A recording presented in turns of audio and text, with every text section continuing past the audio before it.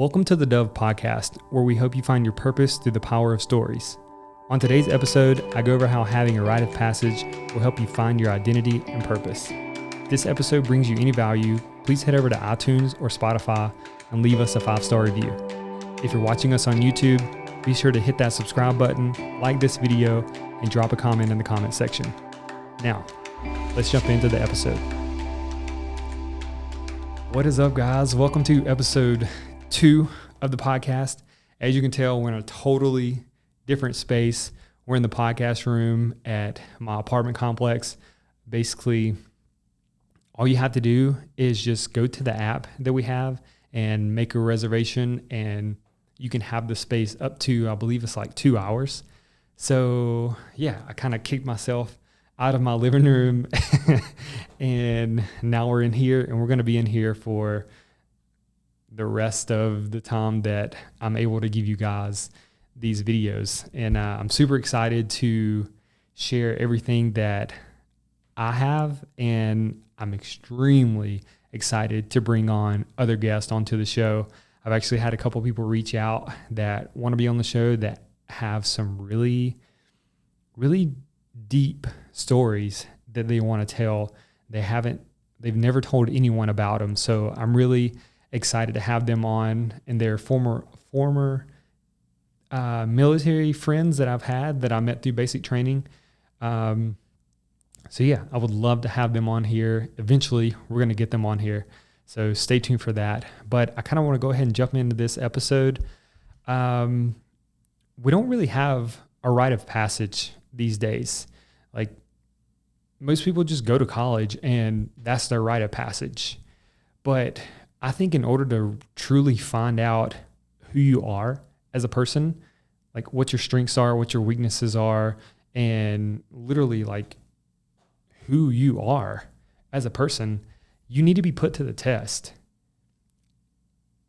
There's so many people that just kind of skate through life and they don't challenge themselves to anything. They just kind of go through their day and they just kind of wake up at 6 o'clock in the morning, get their kids ready to go to school.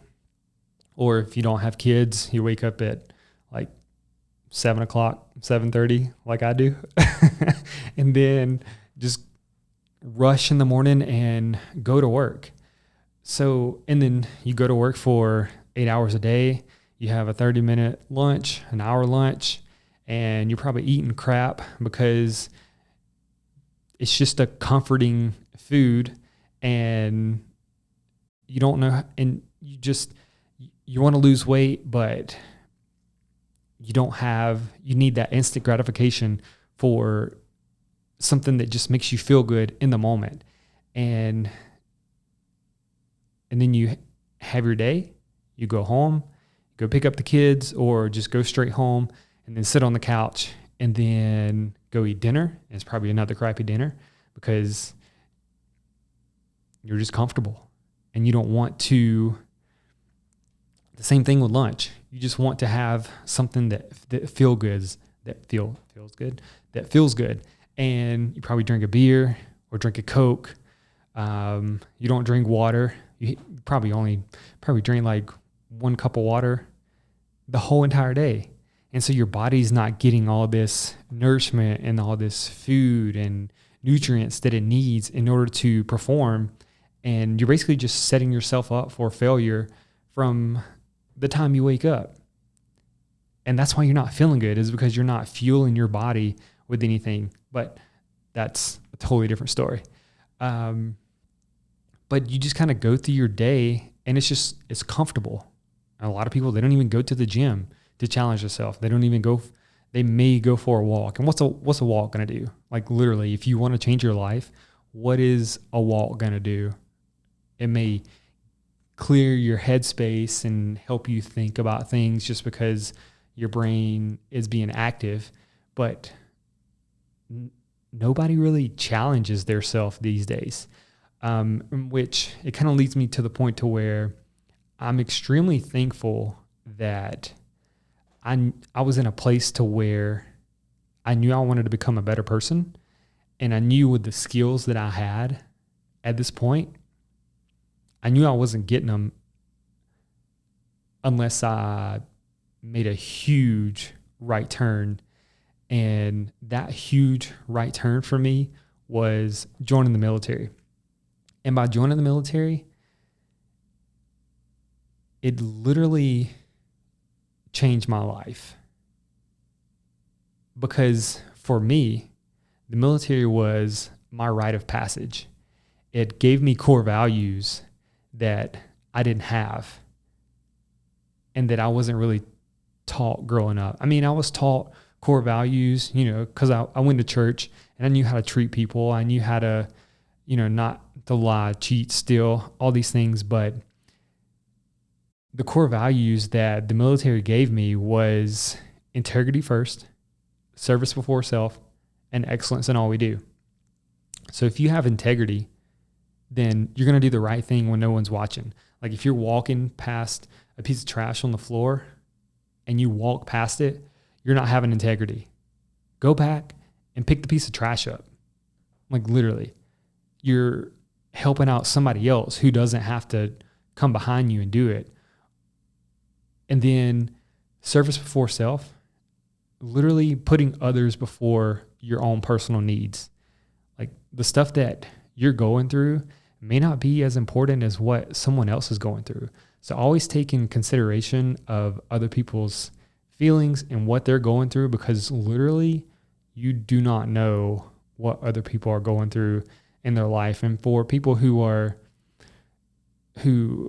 played on baseball teams, maybe you can relate to this saying is basically just taking one for the team.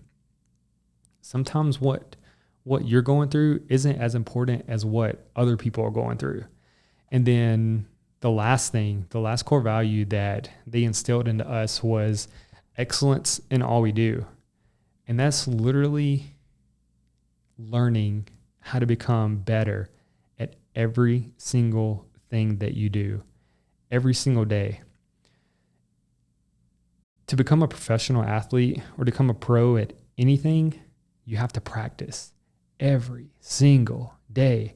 And if you're not practicing, then you're not getting better and you're not reaching for that excellence. Like maybe you'll never get there, but somewhere along the way, you're going to get better than where you were when you first started. In which that could be huge when it comes to becoming the person or trying to reach certain goals that you're wanting to reach. So work on yourself every single day. And luckily and thankfully, by joining the military and having my rite of passage, it helped me instill these core values into my day-to-day life. And it's helped so much.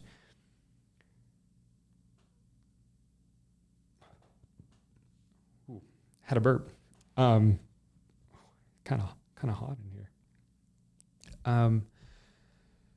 But kind of going back to basic training, it literally broke all of us down. It literally broke all of us down into basically being the same person. Because when we got to 0 week, a lot of us were still in our civilian clothes. And so we were still going through the process of in processing, but it wasn't until week 1 is when the indoctrination into the military actually happened. We all had our heads shaved for the men. We all had our heads shaved. We all had the same uniform on. And basically we all looked alike. And we were all called the same thing. And if that doesn't play a huge mental role in going through your day and not being able to hear your last name, not being able to hear my last name or my name in general, just at all, that was rough. That literally broke us down or broke me down mentally, because your name is like the most precious thing. So whenever someone calls you by your name, just think of how it makes you feel. And we didn't get to experience that. We didn't get to experience that the whole way through basic training. And that was rough. That was absolutely rough. So being able to find our identity through all of that, it really made you think the whole time you were in basic training. And what they were trying to do was they were trying to help us find basically who we were as an individual. Some of the things that they would teach us to do was to become a leader. And throughout the process of basic training, you got to know who the true leaders were and who the followers were. And sometimes being a follower is okay, because eventually, if you don't know something, you can look up to those leaders and ask questions, learn from them. And then once you learn from them, then you can step up and become a leader to those who were in the same position that you were in. So a lot of basic training had to do with becoming leaders and learning how to work as a team to accomplish the mission. That was what a lot of this was. It was get your leaders, lean on your leaders if you're not a leader, in order to accomplish the mission that they had tasked for us for that day. And I'm telling you, every day there was a mission.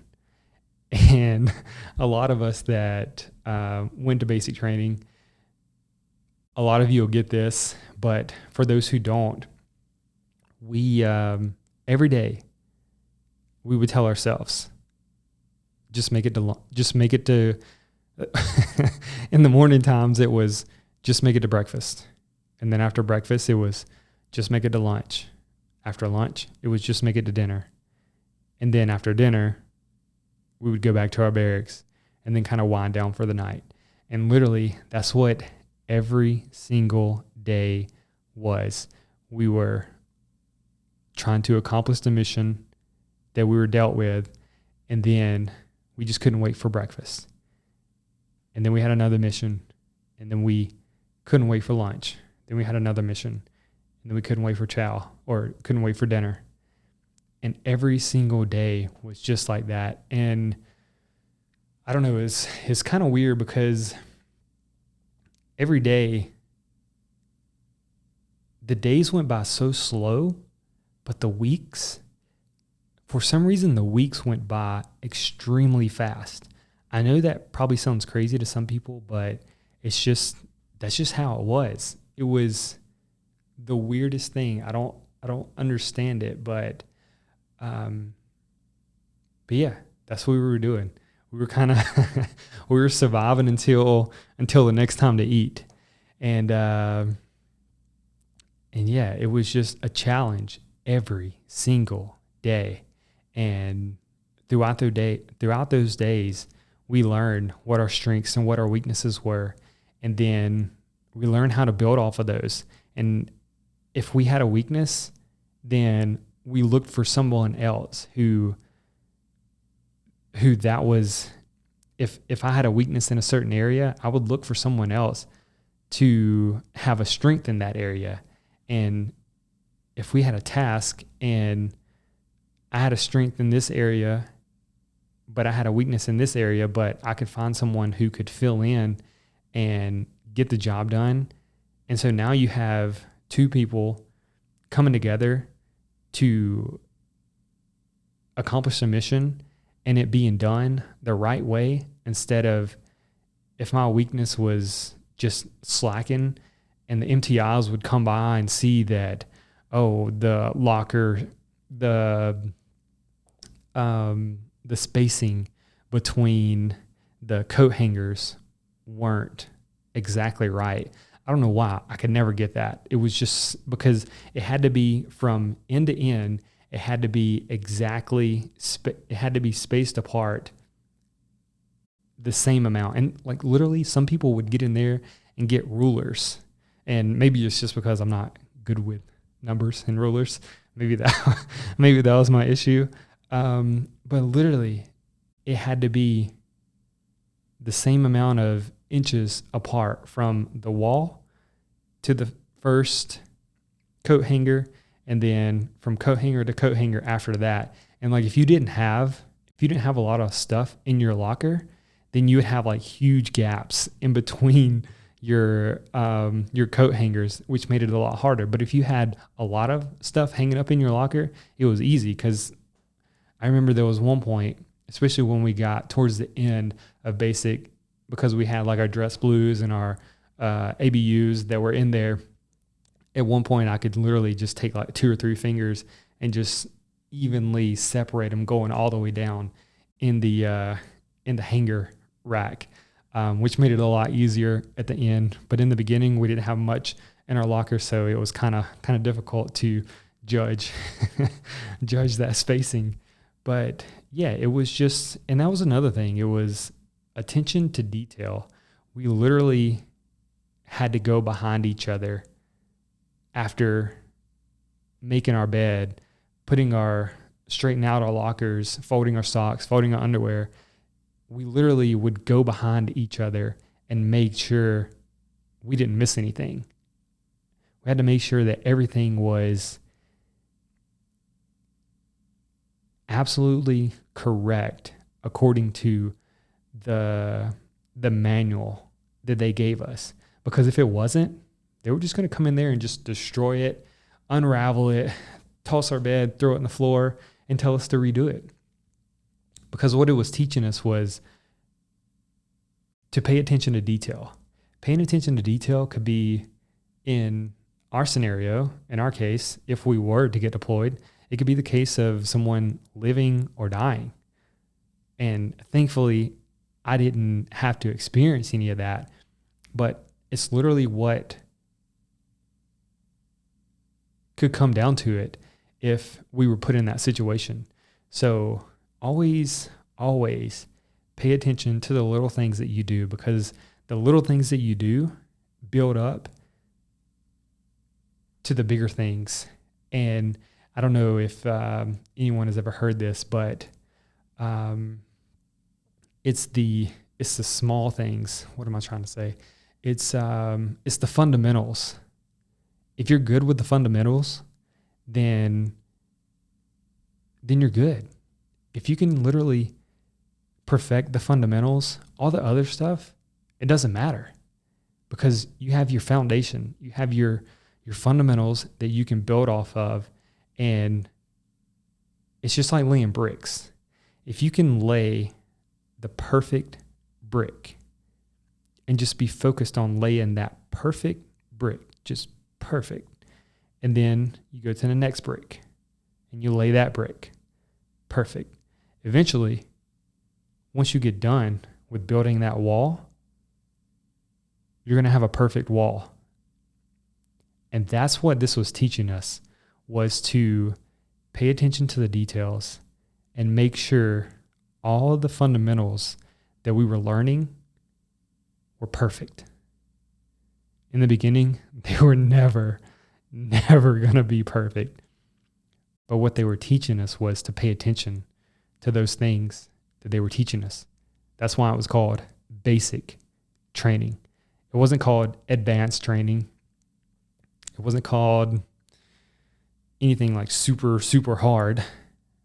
We weren't Navy SEALs. We were like, even in the SEALs, like they teach them how to pay attention to the details.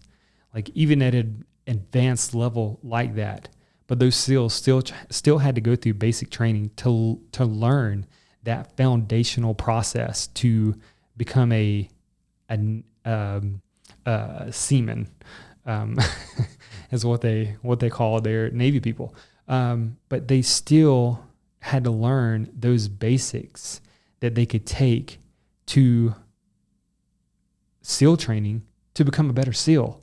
Like literally, it all stems back to learning those fundamentals and being indoctrinated into a program to become a better person, to have those core values, to have those, just that foundation of a program that you've never exposed yourself to. Just think if none of these people would have ever exposed themselves to any of the core values or any of the fundamental stuff that we learned in basic training, then how would we ever learn and find out who we are? Because I truly think that once we're put to a test, that's when we truly find out who we are and who other people are. Because going through this process, we were all tested at the same time. It wasn't like we were secluded from other people and we didn't know what Joe was doing when we were going through this. Like, we literally could see if our wingman was slacking or if he was giving it 100% that day. And if we saw that he was slacking, it would literally end up coming back on us that, hey, you're not giving it your all. I need you to give it your all, because if you don't, we're not going to accomplish what we're doing or what we're set out to do. And you're only as strong as your weakest link. So if everybody can come together and build off of that, you will blow whatever you're trying to do out of the water. And sometimes those people who are slacking, maybe that's all they've ever known. Maybe that's just who they've been their whole life, and they've never been called out on it. And this is the perfect place to call them out on it, because in the end, it's only going to help them become a better person, because they'll either have two choices. They'll either reflect on what you said and realize, hey, you know what? I wasn't pulling my weight. Next time, I got you guys.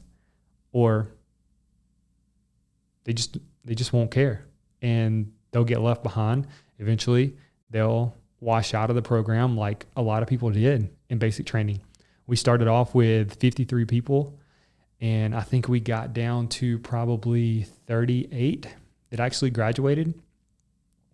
So it taught us a lot.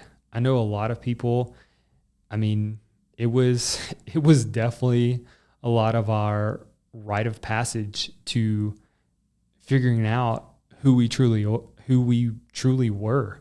And it gave us a sense of basically an identity of who we actually wanted to be, not who we were. I mean, yeah, who we were was part of that. Like, it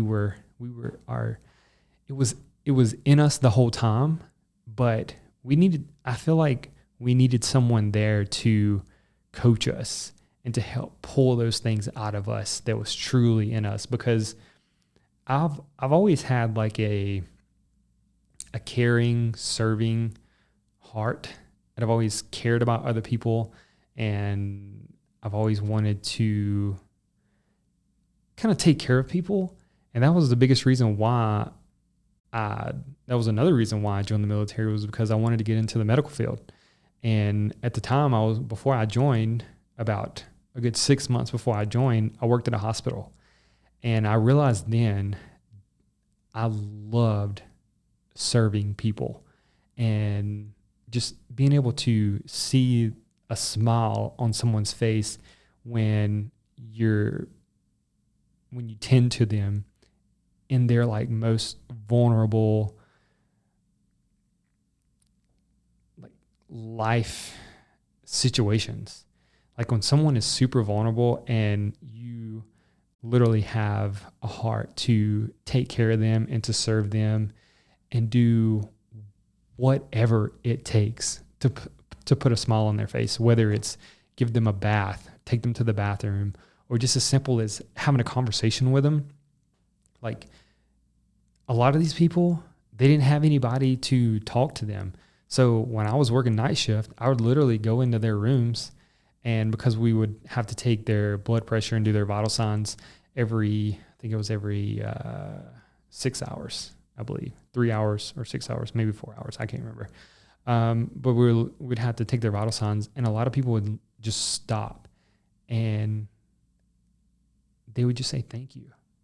Thank you for what you're doing, because they didn't have anybody else to do that for them. So that's when I learned that it's kind of selfish, but it made me feel good and it made me want to do it even more. And once I learned that I had a servant heart and I just wanted to be able to help people, that's when I reflected and realized, wait, this is another characteristic of mine that I have, and I enjoy serving people and I enjoy making other people feel good. And I just enjoy helping others. And once I learned that, it took me probably 3 or 4 years after basic training to realize this. But instead of joining the medical field, I kind of pivoted just a little bit, and instead of doing like the hospital route, someone talked me into doing the more preventative route. And then once that person opened that door up, it opened up the door that the conversation that I had with my dad back, I don't know, when I was 22. So probably 8 years before that. And this is when I realized that, working in the hospital, that wasn't for me, but I love working out. I love fitness. And if I can help someone lose the weight and become healthier to where they don't have to get admitted into the hospital, to where they need someone else to take care of them, then that is what brings happiness to my life.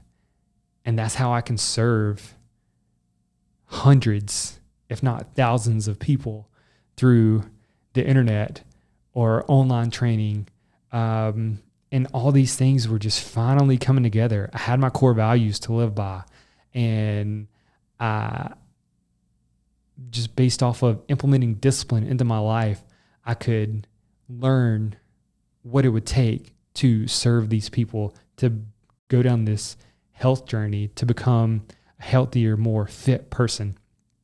And in 2016, making that decision to go through that rite of passage, to learn who I was and what my identity was, that was the first step into becoming who I was today.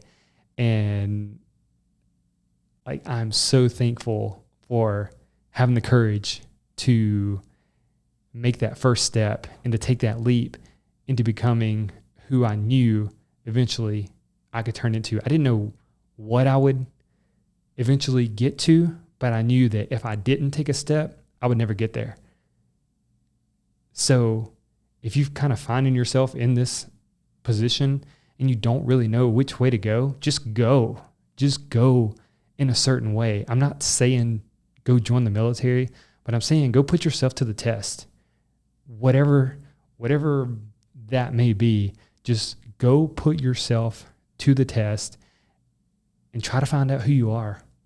Try to find out what your core values are. If you don't have core values, use the ones that I just gave you. They're not mine. They're anyone who wants to use them. Just take them. And in the end, what you'll find out is no matter what you do, in order to be fulfilled, you're going to have to serve people, because there's no better feeling than given what you've learned over the years, over the months, whatever it takes, how long it takes. There's no better feeling than to give someone something that you can tell that they desperately want and need. That is the greatest feeling that you could give to someone, is information that you just know that they need it so bad in order to have a better life, and then to be able to help their family or their coworkers or whoever it may be. But you'll find out with all the skills that you've learned and that you've accomplished in the person that you are, use those skills to serve someone. And I guarantee you'll slowly start falling into your purpose and who you're truly meant to be. And I believe that 100% because that's exactly the path that I went down. Like I literally didn't know who I was. Like I literally did not have any core values, like any guidance to live off of other than what my family taught me growing up, which was a lot of great things. But I truly didn't know who I was as a person. Like I didn't know what I stood for. And by making that decision to go down the path, by taking that first step, and that's all you have to do is just take that first step. And once you do that, take another step and just keep going until things start clicking and making sense. And you start seeing, oh, okay, yeah, I learned this about myself. Okay, yeah, I don't really like that. So let me do this and see if this actually works. And then you'll start to put the puzzle together, and eventually everything will start making sense. And you'll realize that it all stemmed from that first step that you made. And that's all it took, was just making that first step. So yeah, just go make that first step and everything will start falling into place. So yeah, so that's going to be the episode. I thank you guys for watching, and I think I'm going to wrap it up here. So if you guys like this episode, give it a thumbs up. And if you're watching this from YouTube, give it a thumbs up, hit that subscribe button, drop a comment in the comment section down below about your favorite part, and actually drop a comment down below about who you want to see in future episodes, because I would love to start getting people on within the next couple of weeks, which would be really cool to be able to tell their story. And and if you're watching this from Spotify, I think that's the only other place that I have it uploaded. I'll drop all the links down below in the description box.